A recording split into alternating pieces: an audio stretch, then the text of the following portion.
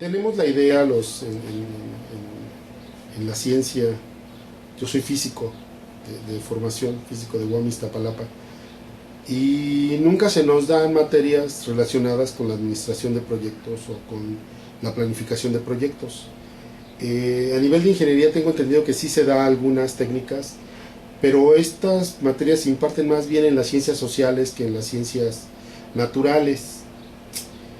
Y bueno, ya a la vuelta de varios años me doy cuenta que la forma de hacer ciencia, como lo dije desde el principio, tiene un método, es el método científico. Ese método debe contemplar actividades y las actividades deben tener un objetivo.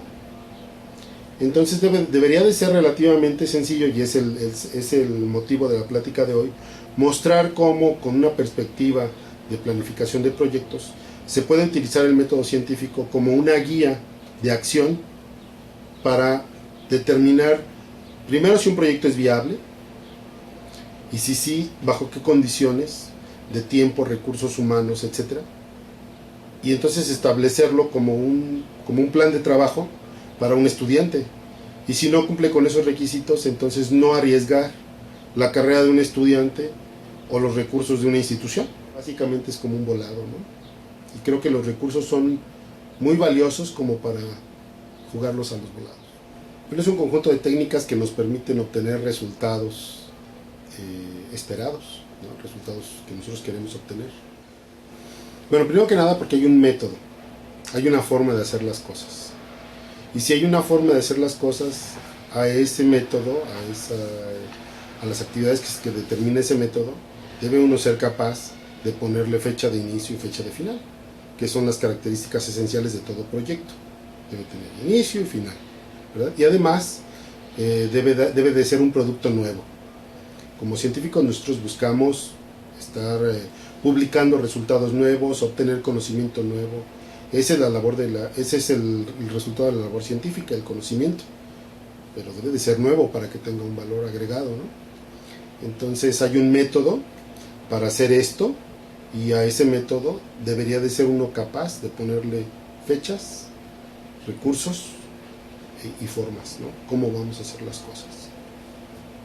Y si lo hacemos así, pues entonces como resultado el uso de los recursos, porque además es otra característica de los proyectos consumen recursos financieros, materiales, informáticos, humanos y tiempo.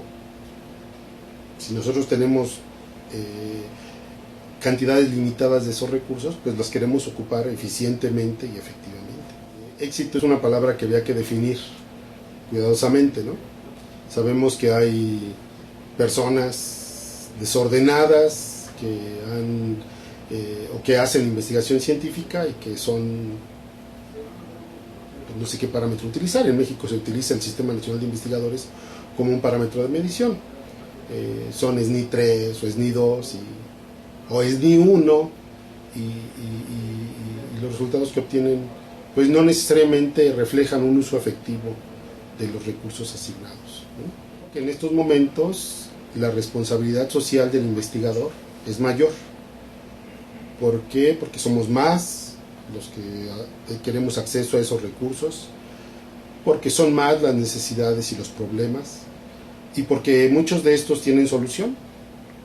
De manera que si nosotros queremos tener un impacto social real, duradero en la sociedad, pues deberíamos de al menos interesarnos un poco en cómo aplicar de manera más eficiente los recursos que hay, ¿no? Los pocos recursos que hay. Esto no quiere decir, claro, que los conocimientos o las técnicas administrativas no permeen para nada en la comunidad científica. Sin embargo, sí es de reconocer que no se dan, que si no es por accidente o por, como en mi caso, que me nombran director del centro y entonces me obligo a aprender algunas técnicas administrativas, pero voy más allá, voy al aprendizaje de las técnicas de planificación como una tarea consecuente del uso de los recursos. Y ya en ese terreno yo me doy cuenta que es mucho más fácil hacer trabajo científico bien planificado y ser exitoso que mantener el desorden en el que habitualmente trabajamos, ¿no? La falta de conocimiento de las técnicas a veces no nos permiten ser efectivos. Y en estos tiempos nosotros vemos, por ejemplo, que los posgrados tienen una presión muy fuerte, o deberíamos de sentirla al menos, por parte del CONACYT para tener eficiencias terminales elevadas. Eso obviamente implica que los proyectos deban de ser planificados con más cuidado, sobre todo para terminar a tiempo, porque si no afectamos al estudiante. El profesor, como quiera que sea, sigue recibiendo becas y permanencia en el SNI. En un país tan rico como México, la única respuesta para nuestra pobreza pues es el desperdicio, ¿no? ¿Y de dónde viene el desperdicio? Pues de la aplicación inadecuada de los recursos para resolver los problemas del país, a todos los niveles, ¿no? A todos los niveles, federal, estatal, municipal. Y de ahí que yo considero que los principios básicos de administración, las técnicas básicas de planificación deberían ser obligatorias, a todos los niveles de educación, ¿no? Ayudaría mucho a quienes ocupamos puestos en determinado momento tener conocimiento de esas técnicas, y a quienes no, pues hacer mejor nuestros trabajos, porque finalmente pasamos la vida haciendo proyectos. Los proyectos, no importa de cuál hablen, tienen características esenciales, que tienen un principio y un fin, y que cada proyecto produce un producto único. Si no se ajusta a esto, entonces no es un proyecto, o sea que sea, pero no es un proyecto. Si ustedes repiten el proceso o el proyecto, pues se convierte en un proceso, ¿verdad? Nosotros tenemos el proceso de graduar estudiantes, pero se espera que cada una de las tesis que son resultado de la investigación realizada aquí sea un producto único. Y Alicia le pregunta al gato que a dónde debe de ir, ¿verdad? Y le dice el gato, pues, ¿a dónde quieres ir? Y Alicia le dice, pues no me importa mucho. Y el gato le dice, pues entonces no me importa dónde vaya, vete por el camino que quieras. Y a veces así hacemos las cosas, ¿no? No nos preguntamos a dónde queremos ir. ¿Cuál era el objetivo del proyecto? Y entonces Alicia, cuando se da cuenta de esa respuesta, trata de corregir y dice, pues a algún lugar algún camino que lleve a algún lugar, ¿no? Y el gato le dice, pues si caminas lo suficiente, seguramente vas a llegar a algún lugar. Eso significa que si ustedes se pasan del tiempo de hacer sus proyectos y le insisten lo suficiente, pues a la vuelta de 10 años, con una revocación de baja, podrán llegar a algún lado. Entonces, el método de Alicia. Pues mira, tú vas a hacer observaciones, vas a hacer una pregunta, vas a hacer una hipótesis, vas a hacer una predicción, vas a hacer experimentos, y si te sale, pues haces otra pregunta, y otra pregunta, y otra pregunta, y otra pregunta. Ajá. Y si no te sale, pues entonces modificas tu hipótesis y vuelves a hacer experimentos y ahí te la pasas. Haciendo experimentos y probando y desaprobando hipótesis, ¿no? En el País de las Maravillas uno siempre llega a algún lugar si camina lo suficiente, ¿no? Esa es una conclusión que podemos, o que yo puedo sacar de mi experiencia como docente y como estudiante. Bueno, yo considero que la parte más importante de cualquier organización, pensando en un país como una organización, es el recurso humano. Y la formación de los recursos humanos se estanca si no se hace investigación. O sea, no podemos aspirar a creer o a crear riqueza si no tenemos gente que piense de manera diferente, si no tenemos gente capaz de imaginar, si no tenemos gente con el valor de creer y de actuar. De manera que si nosotros no hiciéramos ciencia, estaríamos todo el tiempo imitando a alguien. Las técnicas, los métodos de trabajo, el conocimiento tendría que venir de alguien más y nosotros limitarnos a un papel de robots, ¿no? Solamente efectuando el grupo de instrucciones. Entonces, tenemos que hacer ciencia en México porque el conocimiento es el bien más valioso de nuestra época. No tenemos que hacer cosas, pero sí tenemos que saber cómo se hacen esas cosas. Y eso es más valioso en nuestros días que hacer cosas. Y pensemos, por ejemplo, ¿cuánto pueden valer los elementos contenidos en una laptop si hablamos de materiales? Pero no nos la venden a 500 pesos. ¿No? Nos cuesta 10,000, 15,000, 25,000, dependiendo de cuánta tecnología esté involucrada ahí.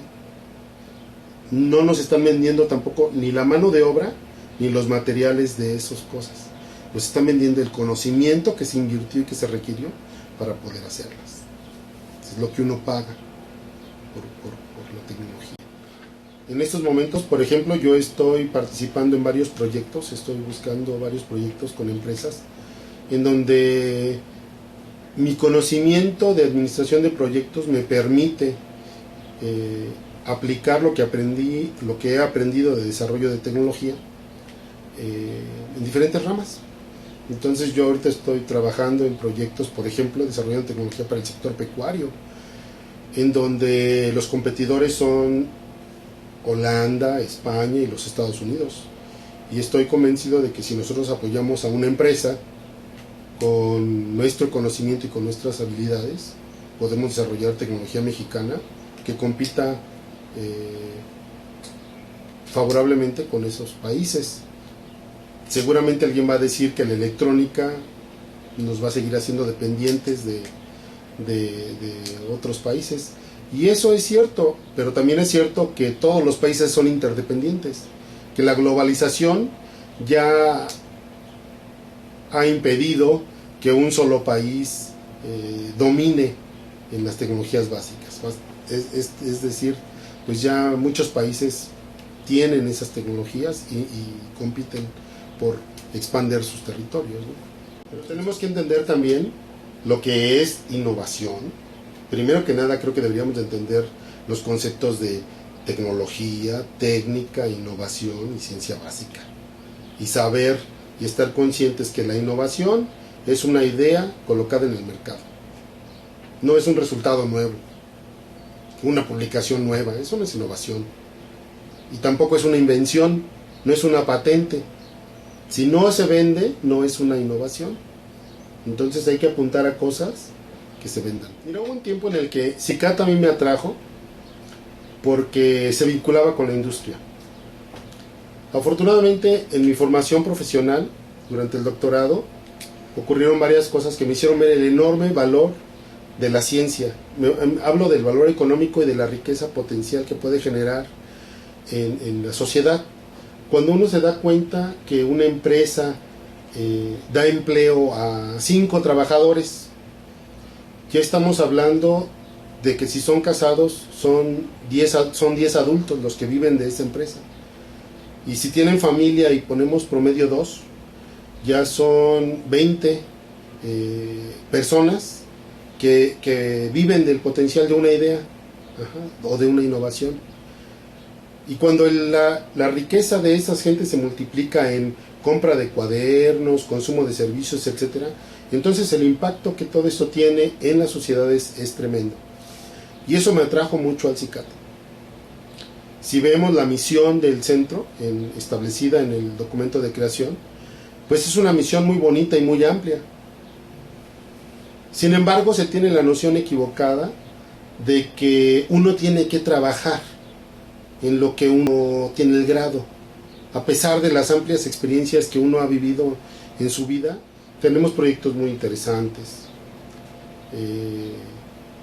Hay en el área de posicionamiento de materiales, de los que yo puedo hablar, hay proyectos que, a pesar de las restricciones actuales, pues sigo impulsando en la dirección de creación de tecnología, de innovación y de un verdadero servicio a la patria. Mi nombre es Adrián Luis García García. Yo estudié la licenciatura de física en el Departamento de Física de UAM Iztapalapa y obtuve el grado de maestría de la Universidad Estatal de Nueva York en Buffalo y el grado de doctorado de Ohio University en Athens. Tuve oportunidad de trabajar en el Instituto de Investigación en Comunicación Óptica de San Luis Potosí y de ahí renuncié al trabajo para trabajar en el Laboratorio Nacional de Lawrence Berkeley en California como investigador asociado para la North Carolina State University. Posteriormente regresé a México y trabajé en la Universidad Autónoma del Estado de Morelos un año y de ahí me vine a Querétaro, a Cicata Querétaro en 1999, y soy profesor del Cicata Querétaro desde ese año de 1999. He obtenido reconocimientos nacionales e internacionales. En los Estados Unidos obtuve el premio de excelencia en la enseñanza que ofrece la universidad, que otorga la Universidad Estatal de Nueva York en Buffalo, la Universidad Estatal de Nueva York a los estudiantes excelentes. En Ohio University obtuve el premio al estudiante graduado y en México obtuve el premio Innovare 2007 por desarrollo de tecnología para apoyo de las MIPYMES.